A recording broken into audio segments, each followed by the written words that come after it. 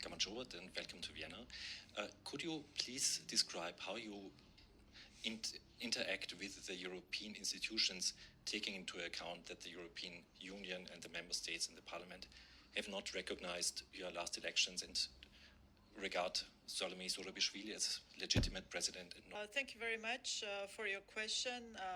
That's very important when we talk about sovereign choices of the countries. We have to respect democratic sovereign choices of people as well. And elections that were held in Georgia, and we had more than 1,200 international observers observing that elections, including OSCE ODIHR that landed mission there. And without any evidences, we have seen lots of, protests against the results of the elections.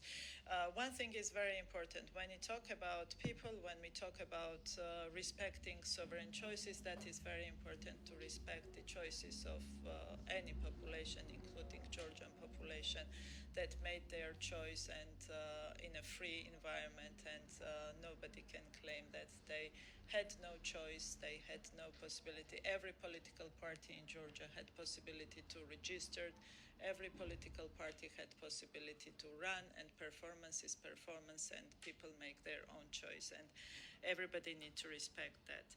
And of course we see some actors who are neglecting that decision of Georgian people, but again, it is very important for our future cooperation to respect basic rules for democratic society, and first of all, that rule is democratic choice of people, and that is very essential.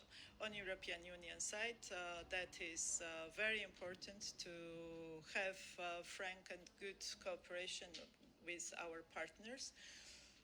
We consider European integration as the top priority for Georgia's foreign policy, and that remains so. And for that goal to be implemented, it is important to have dialogue with our partners. And I hope very much that this will be understood well in different capitals, including Brussels, and we will have possibilities to continue to engage with our European partners on different issues, which are very important for both of us, for European Union, for Georgia, and for our common future.